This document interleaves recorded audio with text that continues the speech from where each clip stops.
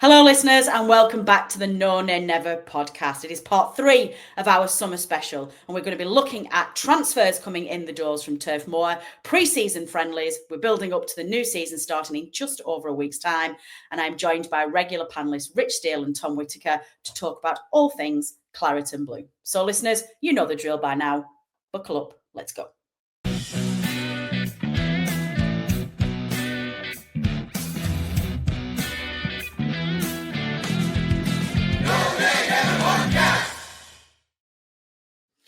Welcome to the show, Rich Steele. Hello, Natalie. Hello, viewers. Natalie's introduction took 27 times, but we got there in the end. Oh my God. We're on minute 4.48 of the podcast, and Rich Steele is already giving away trade secrets and throwing me under the bus. Welcome to the show, Tom Whittaker. How are you, sir? Good evening, Natalie. I'm very well, thank you. How about yourself? Yeah, well, apart from being actually incapable of being a podcaster this evening, which, you know, keep your opinions to yourself, listeners. Keep your opinions to yourself. I've set myself up there for a bit of banter. But yeah, it's been. I think I've just been enjoying my summer a bit too much. I'm forgetting how to do this. I need to get back into the zone when it comes to the new season. I did, in fact, have to record the intro then about 27 times. But you know what? We're here. Doesn't matter. Burnley players can stumble in pre-season friendlies. Your favourite podcaster can stumble in a pre-season podcast. That's the way things go. Now, gentlemen, let's get straight into this because we've got a few things to talk about tonight, but it should be a relatively short podcast, I think. But the main things are a flurry of activity in the transfer window. Rich, a few weeks ago on the podcast, you said specifically that you thought that the Trafford deal needed to be done to be able to get some transfers through the window. And it looks like a match made in heaven between Burnley Football Club and Chelsea. This week, already, Ugochukwu has come through the door, a central midfielder who we think, stop laughing at me, who we think, Lesley's through the door, who we think is going to replace Josh Brownhill in central midfield. And rumours are that we are signing Broja as well, a striker from them. That's going to be about 45 million coming from Turf Moor to Chelsea. And the Clarets have replaced said James Trafford with Dúbravka coming to us from Newcastle. You were right. I guess from a starting position, now that James Trafford money has been released, Rich, and we're starting to get some transfers through the door, what's your overall view of the week? Yeah, it's been a nice week, hasn't it? I think it seemed like that we needed the Trafford deal to go through. There was obviously talks of the PSR and the FFP that we were not able to sign any players at the end of July because of that. I don't know if that's true or not, or it's a coincidence that players have come through now. So it's nice to see that we've had some activity. I'll kind of go from back to front. I think Dúbravka's very sensible signing. You know what you're going to get. I think he's still somebody who's very much capable of playing at this level. Probably a stopgap for a season while we've got Vice, obviously, who's somebody who the club think highly of. Obviously, I didn't realise how much he actually played last year. He played quite a bit. Obviously, Pope had another one of his shoulder injuries, unfortunately. And, Dúbravka's always been a solid goalkeeper. And for 2 million, I think that's a very good signing. I think defensively we're looking okay. Obviously, Lesley's coming. I'm not going to be as brave as Natalie trying to pronounce his name. You did that very well, Natalie, I've got to say. Thank you. Like I said, I don't, we'd be lying, wouldn't we, if we said I don't know too much about him. He's 6, he's going to be more of a holding midfielder. I think it's clear we're going to have kind of like 2 sitters in, with him and Cullen, which I'm quite happy about. It's going to give us that security. I think obviously, I think he's going to be a different profile from Burge, but again, he's 6'3". I think he's going to be a very physical player. He's going to break the play up. And it seemed like he didn't work for him at Russell Martin, but then when the new manager come in, who played a bit more defensively, he started to flourish. And that pleases me because I'm not particularly keen on the way Russell Martin plays. So I'm excited by that one. Obviously, it's hard to judge how good these lads are who Chelsea signed because, they come in from when he signed when he was 19, for 23 million. And obviously we're paying a similar fee for him, which I think is going to be our record signing. So I think it's someone we can get excited about. And he's filled a massive hole in that area that we was really short of. Well, that's the thing, isn't it, Rich? That's the thing. I'm going to bring Tom here very quickly because we can go on to the other 2 players as well, just to break it up a little bit. But Tom, that's the thing, is that we were disappointed when Brownhill left, and we're very excited to see how Josh Cullen does this summer in that central midfield. It was a bit of a hit and miss last time in the Premier League, but having somebody that's come through the Chelsea ranks and having somebody who's got that level of experience, do you see that as a settled partnership that's going to be able to flourish, or do you think we're maybe not done yet with central midfield? I think what Rich was saying about this lad coming in and probably playing a bit deep. We were saying last week, Cullen needs a bit of physicality probably next to him just to protect him. And we sort of got badly exposed in the Premier League last time, which is why I think he ended up getting dropped.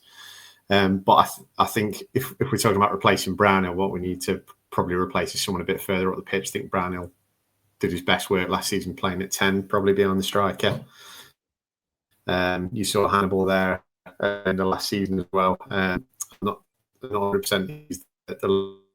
So then you'd probably be thinking, well, they need to get someone else in to be playing that further up the midfield role, and then probably just bodies as well. I think Hannibal's grown on me more. I've seen him, and I think he's probably a useful squad option. But I'm not sure Lawrence probably got the quality to be playing in this league. So you perhaps want the rotation player there, and then looking. I know we've had the link with Christian Eriksen that we'll probably come on to as well, and I think that probably indicates that they're looking for someone who can play a bit more of a creative role in midfield as well. Yeah, I think that's sensible. So I think from your perspective, Rich, does this maybe lend itself to the fact that we potentially talked about us going 5 at the back with bringing Kyle Walker in there, and we've discussed on previous podcasts about us being more defensive and having 2 really strong central midfielders. Does this lend itself to, a potential that Scott Parker is going to stay true to form and be very, very cautious and quite defensive in the Premier League? I think I mentioned this before. If we go 5 on the back, I wouldn't say I'm against it, but I'm also like, well, why do we need to change that formation that was so good defensively last season? And I am actually really interested to see how we'll line up against Lazio, because I think that'll be an indication of who will play in the formation he'll play. If I was picking the team, I would just stick to the formation that worked so well last season and just put, I'm not even going to attempt to say it. Lesley. And just put Lesley. Yeah, and just put Ugochukwu. Lesley next to Cullen, and I would personally start Hannibal number 10. I think Hannibal has got levels to go up. I really rate him personally. I think he's better than on the ball than people give him credit for. So yeah, but like I said, he's not a goal scoring option, but he's more of a solid option. I think there's the option to play Brun Larsen in that kind of like number 10 role too. He mainly played for us out wide, but he's similar play to like Gudmundsson, who I think could play that more forward role too. He's definitely got a goal in him. So yeah, I think Christian, while Tom mentioned him, I think Eriksen will be a really good option for us. Free transfer. Let's stick on this. Yeah, let's just do it. Yeah. Like free transfer. Obviously knows the league very, very well.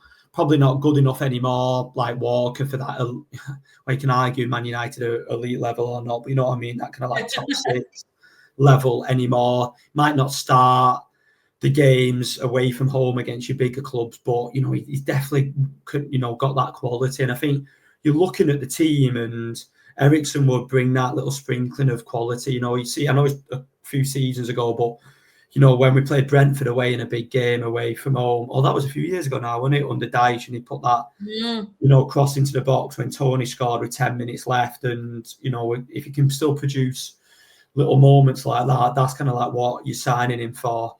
I think in that midfield area, like I said, around that number 10, Hannibal and Brun Larsen, different players. Or Brun Larsen can play out wide, or them, players out who cannot play out wide. We've got players with a lot of similar ability, but no one who really you think, right, who stands out. So be interesting to see what we do in the transfer window there. Do we add anybody else? Probably not for big money signings now. I actually think, and I'll let Tom take over this next point, but I'd be surprised. You can never say never in football. I'd be surprised now if we sign a player for what I call big money for Burnley is 20 million plus again. I personally will be surprised at that. I think we might get another free transfer in, like Eriksen, or maybe a striking option, a free transfer, maybe use the loan market. But yeah, this is on the assumption, Rich, that the Broja deal is done. Like, yeah, well, listen, spend money on it. until a player's holding the shirt, you know, you can never, in modern football now, you can never say never. I think we'll talk about Broja a little bit, but yeah, he seems like the number one striking option. But yeah, like I said, I can't see after Broja and Lesley coming in that we spend big money on another player. But you never know. I agree. You never know. No, I completely agree. I do. They're really good points. And I think Tom, from our perspective, I said there's clearly money there to spend on a striker, and the board and Scott Parker have clearly identified that is something that you can't just wing. You've got to get that money in there. So if the Broja deal doesn't come to fruition, then I presume that you'll go into the market and try and spend some money on that for sure. But I think, like we were saying before, you know, Wrexham have been holding to, like, they're the only other club that's been linked with trying to get Ericsson to go into the Championship, a newly promoted Championship side, albeit with obviously quite headline pedigree at the moment. But surely Ericsson's worth a gamble in the Premier League. Do you share Richard's views that would be absolutely a deal worth taking? And where do you think, part two of that question, where do you think question marks still are in the squad, assuming that we get Broja in? Where are the holes for you now? Yeah, I think probably even if Broja comes in, you probably want one more up front, I would say. Lower value, like maybe around the 5-6 million mark. Yeah, well, I was going to say Sunderland have just got that lad in from Chelsea on loan, haven't they, the other guy? Maybe something like that, where you just get a young lad in on a loan. Like you say, I don't think they're going to spend, because we're not going to be playing two up top, so I don't think they're going to spend 15, 20 million on one striker and then another 10, 15 million on another, like Richard says. So perhaps a loan, or, like you say, a cheaper level option, maybe someone in the mould of Foster who's coming from a smaller league that's going to come a bit cheaper because of that. I think, as we've said, I think we probably still need one more in midfield. I think if that was Ericsson, I think I'd be happy with that. I don't think he's going to play 90 minutes every week, but I think, like Rich said, he just brings that little bit of quality, you know, someone that you can just throw on if it's 0-0 or you're 1-0 down with 20 minutes to go, just bring him on and he can just create something out of nothing. He'd be that kind of player for me. And then I think perhaps we might need one more at centre half as well. I just think when you look at our options there at the minute, obviously Estev's going to play, and then I don't know who's going to be next to him. Tuanzebe maybe brought in for that, but then you look at his injury record, the fact that he's gone off 20 minutes since his first friendly with us, we ain't going to get 38 games out of him this season, I don't think, even if he was the first choice. Then you've got Ekdal, Bayer, again, questionable injury records. Humphreys, he had a couple of spells out last season, he's out injured again now. So, and it's not obvious to me which one of those is going to be. I mean, maybe it's obvious to Parker, to be fair, but it's not obvious to me which one of those 3-4 centre halves would be your first choice next to Estev. So maybe they'll be looking at doing something there. Maybe say get Bayer out on loan for a season, let him get his fitness back. Maybe the same even for Ekdal, I'm not sure, and bring someone in just to cover that. I'm leaving Delquar out of that. We'll say. Delquar is going to come in and save the day. No, that's really interesting. I'm not entirely sure I thought that, because my default position was that we've got so many defenders now that we were done for defence, and it was the other end of the pitch that we were short on. So it's interesting. Yeah, we've got a lot of defenders, none of whom ever seem to be available for selection. It is quite a tricky point. Rich, sticking at that end of the pitch then, talk to me about Dúbravka, because he's the other signing. Obviously come in, 1-year deal at Turf Moor from Newcastle, hugely experienced keeper, only 36 years of age, Slovakian, and he's played 50 appearances for his country, and he's been 179 appearances for Newcastle since 2018. A good signing, I think. Yeah, it's like I said initially, it's a very low risk signing. Obviously, it's a low fee that we're going to get him for, 1-year deal with that. Looks like the club really rate Weiss, obviously signed from Germany. So yeah, I think it's just a real solid signing. You know what you're going to get from him. So yeah, absolutely happy with that. Obviously, there was talks of Johnston coming in. Initially, I was like, yeah, that seems okay. And then when you do a little bit more research, wasn't as keen. And when Dúbravka got muted, I was quite happy with that. And yeah, obviously, like Pope had a couple of injuries last season. Unfortunately, the shoulder went again, and Dúbravka played quite a lot of games in the league and the cup to deputise for Pope, and still, was still done well. I don't know what Slovakia's goalkeeping reserves are like, but he's still their number one and played in the Nations League and the friendlies over the summer. So yeah, just very happy. I think defensively we'll be okay. I think to add my 2 pence in, I'd play Ekdal. I'm somebody. Oh, okay. I'm somebody who really likes Ekdal. He obviously went on loan to Groningen last season to get that fitness that Tom was talking about. We know what he can do. Yeah, he lacks a little bit of pace at times, mate, but we're not going to play on the halfway line like we did under Company. And I think that's a really good point. He's more of a dice like. No, we won't, Tom. I'd be amazed if we do. We just won't. Listen, we just won't, will we? So, yeah, I think Ekdal will be the number one for me. I think you really know what you're going to get from him. I think he's got, considering some of the players that played, like Alderkirk and O'Shea and Delquart, I thought he was very unfairly treated by Company. You know, because when he come in for that spell, I thought in the Championship, and I thought he was very good. Bit unproven at Premier League level, but I do agree with Tom. There might be a market for us to sign a centre half. We've still got Joe Worrell obviously on the books, but I don't think he's somebody who's good enough for the Premier League, and that's why Forest sold him. So where I am, I think the Broja signing concerns me. This is I seen a stat which I liked on Twitter. I know I'm going the opposite end of the pitch. That's okay. I'll just get my Twitter. I like your rich monologue. I like just winding you up and setting you off. It's good. So here we go. Here we go. Add on. Right. So we're paying 20 million for Broja. This is a player that started 12 league games in the last 4 seasons. 12 in 4 seasons. It is a massive, and and his goal scoring record, goals per game, is worse than Foster. Yes, Foster's played some in the Championship, but in Premier League terms, his goal for games is worse than Foster. And we're signing him to replace Foster. His injuries isn't the rich. Like, where does his injuries play with that? But if he's injured, he can't get on the park. Everyone, this is the thing. Everyone's like, well, if. Well, if I was better at football, I'd be playing for Burnley, but I'm not. You know what I mean? So it's this isn't me being negative. You're on Twitter, you're negative if you're cautious. This is a big gamble by the board, in my opinion.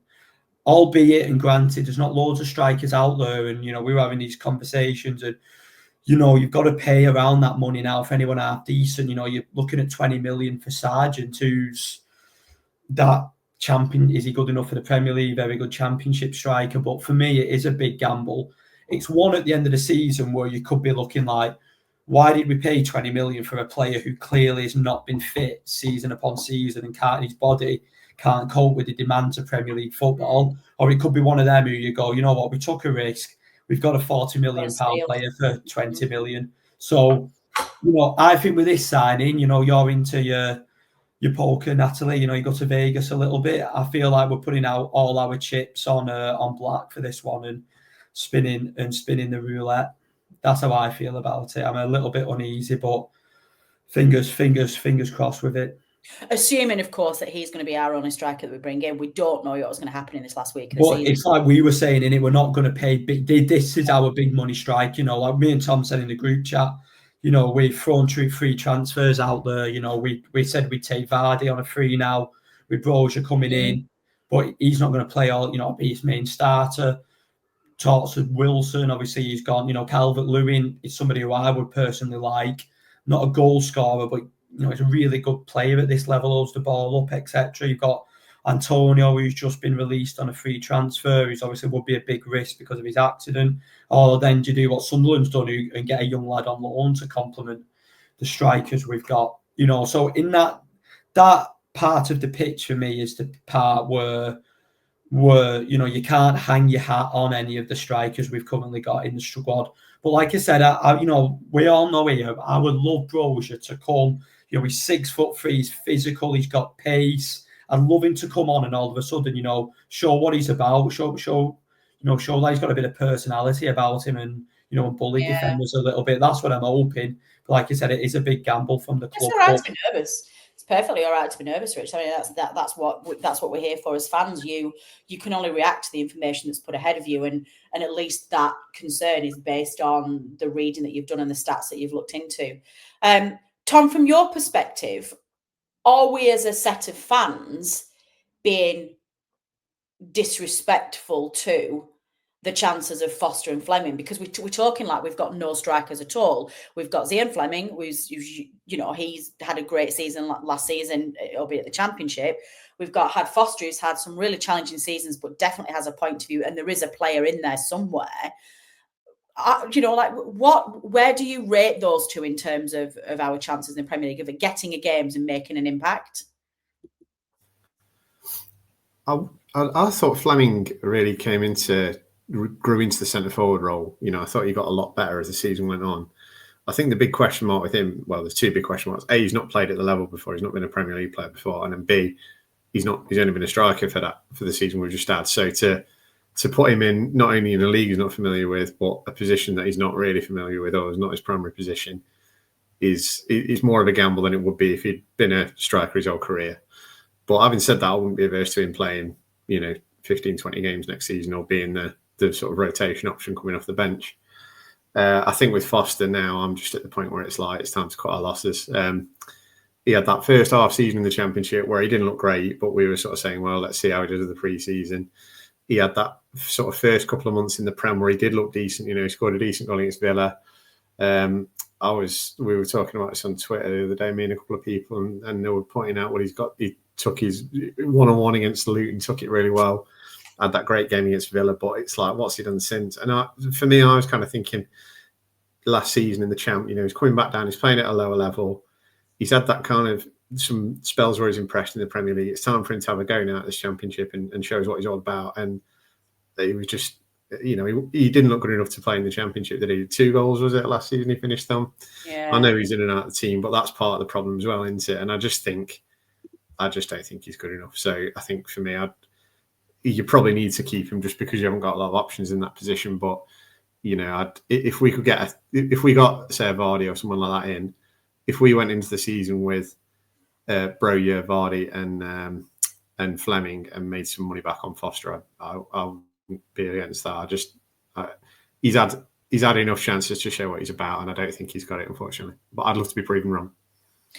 Yeah, listen, I think we all would. I think it's very difficult when we come to talk about Foster because he's a likeable chap, and we all desperately want him to be well and fit and to be in a good place and to enjoy his football.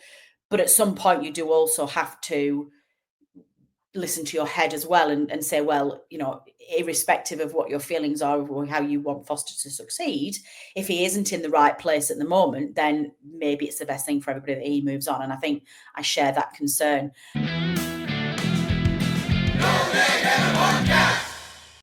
Rich, well, two things. Obviously, you finish off that Foster point as well. I know you've got some deep personal feelings about Foster and his attitude and where his mental state is with regards to the club. But I think you would start Fleming the first game. Yeah, I'd start Fleming. I think he's like Tom said, I think Fleming was somebody who grew on me as the season went on. I thought like Tom said, and I never saw a number 10 in him because I thought he was clunky. That was the way I could describe a bit of his touch and his movement, a bit like the Tin Man at times. But as the season went on, do you know if the Tin Man played football, he'd be a bit clunky? That's how I would describe Fleming. Do you know what? We should produce a coffee table book of some of the descriptions that we've done on this podcast over the years. Like, where did you pull that from? If a Tin Man played football, just imagine, because he's got a good strike on him and stuff. You could imagine the Tin Man having a good strike on him, and which Fleming's got a good goals, but at times he moves like he's got a bloody like armour on him, don't he, Fleming? As the season went on, he, like Tom said, like a lot of our players, like Anthony, for example, they got better and better. Hannibal, they got better and better. And we had a conversation at the end of the season about a big thing of Burnley will be our togetherness. Keeping the core of the squad together, building on that. We want lads who are going to run through a brick wall. And Fleming, for me, Fleming deserves that opportunity. You know, let Broja, who I don't know what kind of pre-season he's had. You know, same as Lesley. Obviously, Chelsea's been at the World Club Cup. I don't think they travelled, so I don't know what their training program's been like. So, you know, it's one of them where it's kind of like, I think Fleming deserves the shirt. You know, obviously I know he's missed a couple of pre-season games, but he seems back in training now. Hopefully he's involved on Saturday. You know, so for me, he deserves that chance to start in the Premier League and show what he's got. And if it doesn't quite work out, and he's not quite to that level, well, that's when your Broja comes in. And I have to lean towards what Tom was saying. You know, a big part of, you know, discussions in our WhatsApp group between me and Tom was Foster Fleming, and I probably prefer Foster's type profile of a striker, a little bit quicker, a little bit more dynamic, can run the channels a little bit more, but he just doesn't quite have that quality. You know, you can see why we signed him based on like physical attributes and different things, and you know, there's games he has and there's moments he produces in games where you go, God, there is a player here, but where does it get to a point when you're looking to, you know, balance the books and different things like that, where you've got to go, you know, maybe it is his time. But then, you know, he's the type of player who like could play at Tottenham, and all of a sudden you could just go like, where's he produced that performance from? And he's a bit of an enigma like that. Like Tom mentioned there, Villa away. You know, we were down to 10 men in that game for long periods. I think who got sent off there, Tom? Was it Burge got sent off that game? Right, yeah. And Villa obviously Villa, you know, a good side and really coming up with Emery. And like Foster like ran them ragged. It was one of the genuinely, now maybe I'm being inflammatory, hyperbolic here, but like I felt that was one of the best individual performances I've seen from a Burnley player. I thought he was unbelievable, like away at Villa Park that stage. And like Tom was saying, he's gone down to the Championship where you thought he's going to really rip it up, and he just didn't quite do it. You know, obviously mental health and you know, injuries and different things like that. Probably not been able to get a consistent run of games. But I like Foster. I think he's someone who, some people might not like it from the documentary, but I think he's somebody who genuinely cares and who wants to well. You know, I can, and I just felt on Twitter, some of this, you know, we can criticise people's performance on like a technical level, but I thought some of the stick he got on Twitter last year was poor, because he's, at the end of the day, he's someone who gives his all, isn't he? You know, and sometimes that's all you can ask for, really. But I'm kind of getting to the point with Tom where maybe you cut your losses, but let's see how he goes this season, because he's definitely going to be part of the plans. I think. I don't think we'll sell him. I think he's going to be part of the plan. So, like Tom was saying, you know, we want him to do well, don't we? At the end of the day, absolutely. We all want him to. Well, I would imagine most Burnley fans, you know, want him to do well. Like we do all our players. You know, like I put a tweet out before about, you know, why is Trezor in so many people's starting 11s? It seems bizarre to me, be based on he's not done much, but we all would love Trezor to have. I've said in our WhatsApp group a Tresurrection, and all of a sudden, you know, this player who gives us this quality in these moments. But, you know, I'm seeing people criticising and slagging Anthony off, who ran through brick walls this season. I do not understand that. Then also like lauding Trezor, nothing against Trezor, but like he's done nothing where Anthony's done so much. Like look at the journey that Anthony. That's a good point actually, Tom. The journey that Anthony went on last season, from where he started when he came in that Blackburn game after being in the club for less than 24 hours, well, just over 24 hours, not met his teammates on that morning, to the really key player that he was for us in that lineup. I genuinely don't understand why people are writing Anthony off already. That seems strange to me. I wonder if there's just a bit of similar to Parker, you know, like he's been in the Prem before and Bournemouth kind of phased him out pretty quickly, didn't they? So I wonder if it's just a reflection of that more than anything else. But yeah, I would say he was one of our best players, and particularly in the second half of the season, he added a few more goals and assists to his game. Obviously, it helped that the whole team was starting to score and assist more. But yeah, for me, I'd be starting him over Edwards at the minute. And I'm a big fan of Edwards, but like in terms of their output and what they're actually giving you in terms of goals, assists, that kind of thing, Anthony was way ahead last season. And obviously it helped that he obviously became a better player when Edwards came in. I think teams were kind of doubling up on Edwards a little bit, and it gave him a bit more space, a bit more room. But yeah, for me, if I was to say who I'd start out wide against Spurs, I'd probably want to have a look at Tchouaméni with the money that we've spent on him on one side, and then I'd say Anthony on the other. And for me, it's a shirt to lose at the minute. I can't fathom why I'm with Richard there. And even obviously Trezeguet's not played for over a year now. Reading FA Cup game aside, but even when he did play, in the company season, he didn't contribute anything, did he? He'd just come on, play 20 minutes, stroll about, look half-assed. And yeah, I don't understand it, any sort of clamour whatsoever to get him. And he'd be one that if he is going to turn up and actually play some games this season, you'd maybe give him a run out in the Cups and see how he does and see if he can force his way into the team. But yeah, why? I'm with Richard there. I don't know why anyone would want him to start, and particularly not over Anthony, who's actually contributing and giving something to the club occasion. Yeah, it's a really good point. So in terms of signings, obviously the squad as well are preparing for the start of the new season. We're well into our pre-season friendly fixture list now. The Clarets playing Stoke midweek, fell 1-0 to Stoke. The team was an interesting one. Now, we know that the squad was split. We didn't really have an awful lot on terms of the bench because we were supposed to be having a game with Sheff Wednesday with all the problems going on with Sheff Wednesday that got pulled. So there was a behind closed doors internal training for most of the camp. But Rich, looking at the side that started against Stoke, we had Weiss in goal. We had Walker, Ekdal, Steve, Hartman. We had Cullen, Loren, Hannibal, Brun Larson and Anthony and Edwards. Now, taking aside the new signings that have come through the door, which we presume, we know that obviously Dúbravka will replace Weiss, and we presume that Ugochukwu will replace Loren in midfield. Does that, to you, feel like what the starting 11 is going to be next weekend? Yeah, I don't think I'll be far off. I'm going to be brave. I think Ugochukwu. Yes! I'm going to be brave. Excellent! I was listening intently to your fantastic pronunciation. I'm going to be brave. And yeah, I think he's one. I think he's going to come in. We have to come in. I think Tom was spot on. Like, I like Laurent, and I think Laurent's somebody who, if you 1-0 up, with 10, 15 minutes to go, and you kind of need someone to win fouls and use his physicality to get up the pitch. I really like him in that role. And again, great signing for 500k. But I think he's someone who comes in. Dúbravka comes straight in.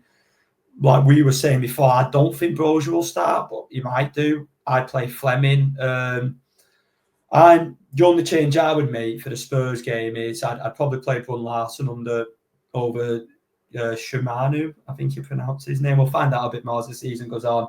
Out wide, just a little bit. You know what Brun Larson can do. I think that's quite a safe selection, and Anthony on the other wing. But yeah, I don't think we'll be far off.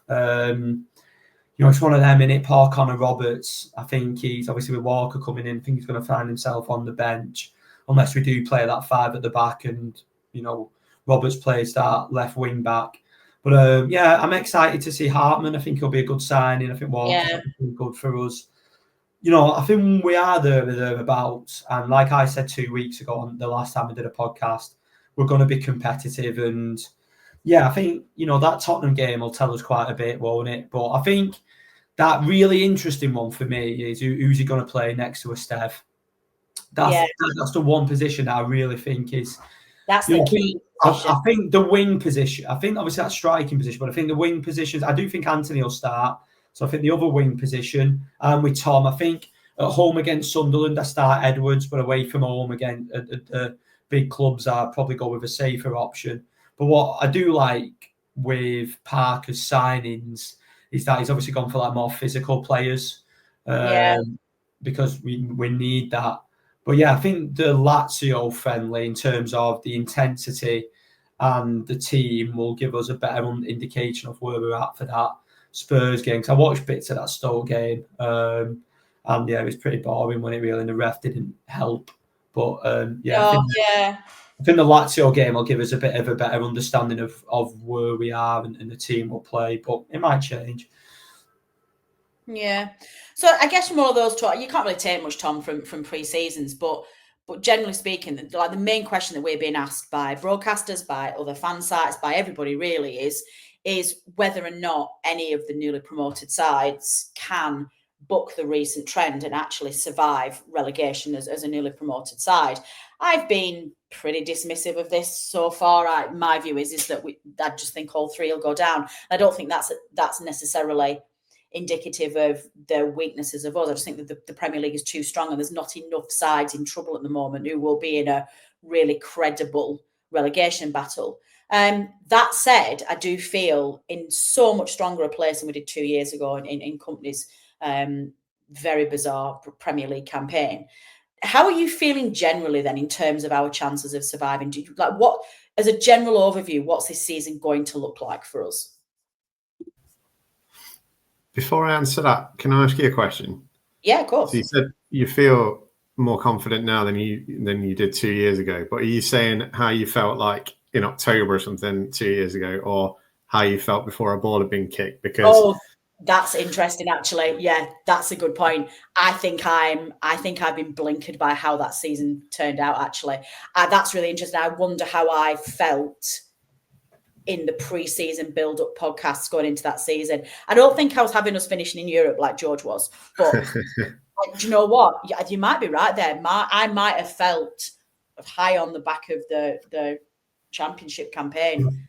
I don't remember off the top of my head. I might go back to those podcasts and look at that. That's a really interesting point, actually. I might be blinkered by my serious dislike of that man and how that season left.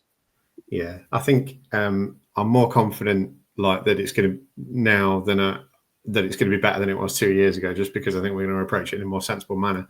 But I'd say if you'd have asked me before the Man City game, do I think we're definitely going to go down? I'd have said, I think we've got half a chance. You know, we've spent a lot of money. We were really good last year.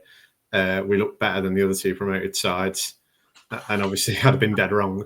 But we're coming up this year. We've lost the spine of the team that got us promoted last year. We've lost Trafford, and we're not going to replace him with a better keeper. We've lost one half of our great centre-half partnership, and he's gone on a free. We've lost our top scorer and our captain. Again, he's gone on a free, so you haven't got any money to replace him. Now, if the way that the Premier League is now, and probably also 2 years ago, we probably didn't understand how much it was going to crystallise. And, you know, the last two seasons have really shown you how difficult it is now. But if you're asking me, do I realistically think a team can get promoted from the Championship, lose three of the best players, and have a prayer of staying up? I'd say no. That's not a criticism of anything the board have done particularly. That's not a criticism of the manager. It's just like you said, it's just the reality of how it is. Yeah. And I'd say I wouldn't be quite so confident about Sunderland and Leeds. And that's not because I think they'll do better. It's just because I don't really know enough about what they've bought, who they've recruited. I don't know these players. I do think compared to 2 years ago, we should have taken advantage of the fact that Everton and Forest had the points deductions, etc. And if I've banged on about this a million times, but if we'd have sat Company in October, November, like I said, then we'd have had a chance that year. This year, I think if we sat Parker, it ain't going to make much difference. I would say compared to last season, there's weaker teams. So last year, your best chance to catch was Spurs and Man United. They're going to be better, I think, this year. I'm not saying they'll be top five, but they'll be better. They'll take points more off the teams that we need them to take points off. And I think Wolves are going to be looking over the shoulder. I think West Ham are a poor side. I think Brentford are really a big unknown, but they've had a lot of upheaval, haven't they? So I think that's three teams that you can say will target these. I think I could see us getting more points than we did under Company, because I think we'll just be more sensible. There's games, some of the points we threw away, you know, in that season, just thinking like Everton away, where we just give them a goal under no pressure. Wolves away, where we could have easily got away with a point. They were poor and we just give them a goal for no reason. Some of the games where we went 1-0 up and still carried on playing as if it was the last 5 minutes and we needed a winner, and just left massive gaps at the back. Like Richard said, we ain't going to do stupid things like that. So I can see us grinding more results out. We're going to give teams more respect. We're going to play more in a more kind of sensible, realistic manner tactically. But I just think, like, I'm just with you. I just think the gap's too big, and I just don't think we've got enough quality relative to the league. And as I say, I don't want this to sound like I'm having a dig at the board, the manager, the players, anything. Unless we've got like £200 million to spend in one transfer window, it's going to be really, really difficult for us to bridge that gap. And if we get anywhere close to it, we're going to have done really well. I suppose the only thing that gives me a bit of hope is, like, I'd say we're the most kind of Luton-esque looking team since Luton went up a couple of years ago. And I know they went down, and they went down fairly comfortably in the end, but they look like the most what? Luton-esque, like Luton-esque. resembling Luton, yeah. As in more like we're not chucking loads of money at it. I know we've spent big money and relative to Luton as well, but we're not chucking big money at it. We've got a bit more of a defensive identity. There's a bit more sort of camaraderie around us, and I think we're probably the biggest kind of underdog. We're not coming up this year thinking we're going to be the dog's bollocks and walk it like Sunderland or like Ipswich were last year. So that might stand us in good stead, a bit more of a siege mentality. But yeah, I can't get my hopes up at this stage. Maybe ask me again when we've beat Spurs, Sunderland, and Man United, and we're top of the league after 3 games. But at the minute, yeah, and I'm not too downhearted about it. It's just what football is now. It's just what the Premier League is now. But at the minute, I don't see how you lose 3 of your best players, not have a great deal of money to replace them, and still stay up, unfortunately. Yeah, I mean, Rich, do you think that's a fair assessment here? And do you feel? I guess is the pressure off us? Like we're not got any expectations to stay up. Parker's not going to lose his job if he goes down. Do you think that lack of ego and that lack of pressure is going to stand us in good stead here? Yeah, I think what Tom said there, everything's like very, very, very, very sensible. Don't disagree with everything he says. I get what he means about the Luton-esque comment, but I think we've got more quality than Luton. That Luton side has. The thing is with football, it's not, there's so many dynamics to it, isn't there? Teams can have, all of a sudden teams can get dragged into it from nowhere. There'll be ups and downs. You can just, a player can just find a magic season or magic run, which can turn draws into wins. And ultimately, I think it's so hard to predict what's going to happen at this stage. And this is why we all love football, isn't it? I think nobody would have predicted us to stay up in that. I know we went down the first season on the dice and we come back up. It was probably favourites to go back down again. In that season that we did stay up, Middlesbrough signed. There's the famous tweet about Middlesbrough signing Negredo and Valdez, and we signed Gudmundsson and Pope, and look how that worked out for us. I think Sunderland fans will get a reality check.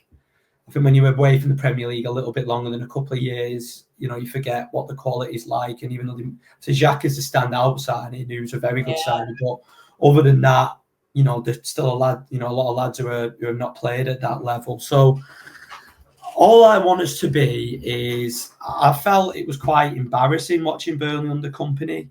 There was you couldn't identify with the team. There was, that just wasn't Burnley. And I know football evolves and you move on, and it can't all be 4-4-2 and all lads who come from Manchester or Scotland or whatever. It does move on, but we just want to see a squad, e.g. with players like Anthony and Fleming too, who are going to give their all, wear the shirt with pride. As I've always said, we will be competitive. There's going to be times when we're going to struggle to break, we are going to struggle to break teams down. I hope we've got a better set piece coach than the last guy, because we've got to use set pieces effectively, because, that's a big weapon when you're a promoted team. If you can get a set piece goal after half an hour and then defend well and win 1-0, then it, which I think we can do. But yeah, it's just, are we going to find those moments? But the one thing is, I think we're going to have a little bit of pace in the team, which could get us up the pitch. And I think one thing, I think we're signing Ugochukwu. I think Cullen's hopefully got somebody who he can play with and they can bring the best out of each other in the middle of that park. But yeah, we're going to have to, as a collective unit, play out of our skin. But one thing is, we're going to give everything. I just hope, whether we lose, if we lose at Tottenham, we're expected to lose, but we don't come off that pitch losing 3-4, 5-0, and you're like, it's Groundhog Day. And if we lose 2-1 and 1-0 and we give them a real good game going into that Sunderland game, I think it'll, somehow get some points off them tough fixtures early on, and we can kind of just bed our way into the season. That's all I want, because it was very evident early doors under Company that it was going to be a long season, wasn't it? It was like, Jesus, the reality in the face, bang straight away after a couple of games. So hopefully we don't have that this time. Yeah, I hear that. Final word from you then, Tom, before we wrap up this episode. Anything else that you want to cover before we move on? No, I think it's quite good he finished on Richard, to be honest, because he's a lot more positive than I was. It's a nice way to end it. Yeah, let's leave it there. Let's not give grumpy old. I don't think it's negative or positive. I think the whole reason we love sport is because it's the unexpected happens. Nobody expects us to stay up. Like Tom, do I expect us to stay up? No, really. But we did. But you know what? Football's a funny game. Sport's funny. So things happen, and we don't like stuff happens in football. Like I know Forest didn't quite make the Champions League, but nobody would have expected Forest to get in. Coming so close. Nobody would have expected Palace to win the FA Cup last season, and despite the money in football, there's still a charm to it that underdogs still have their day. And it's going to be hard. We're going to have to get a bit of luck and maybe a couple of VAR might shine on us this season. We'll see. I've got my doubts on that. But yeah, you've got to have hope, because without hope, what's the point? Lovely. I love that. What a way to end this podcast. Well, listeners, we are now just over 1 week before the Premier League season starts, and with that away fixture at Spurs. We will be back next week for our final part 4 of our summer special, with our final build-up to that Spurs game. We'll be looking back at the Lazio game, see what happened there, what other signings have gone through. Is Broja through the door? Is Eriksen now in a Burnley shirt? Who knows what the squad's going to look like in a week's time. So keep an eye out on social media, and we will let you know when they come on. We'll also be starting this season's preview shows as well. Statman Dave and I will be back with all of your favourite stats ahead of each fixture. So this is your moment. Podcast listeners, YouTube viewers, press that subscribe button, turn on your notifications, hit like, send us some comments, do everything you can to interact to get this at the top of your list and your viewing essentials for all things Claret and Blue this coming season. My thanks to Rich and for Tom for joining me for this week's episode. I've been Natalie Bromley. This has been the No Nay Never podcast. Until next time. The No Nay Never podcast is brought to you in association with the talkSPORT Fan Network. Our host and editor is Natalie Bromley, and the show is produced by Matt Moss. Our resident statistician is Dave Roberts, and our FPL expert is Adam Dennett. The Analysis Show team is collectively Tom Whittaker, Rich Steele, George Poole, Charlotte Rigby, and Adam Dennett. Our music is provided by George Gaskell, and our newsletter team is headed up by Jamie Smith. If you don't already, you can subscribe to our newsletter by visiting nonaynever.substack.com. Thanks as ever go to our partners talkSPORT. We are proud to be associated with the talkSPORT Fan Network.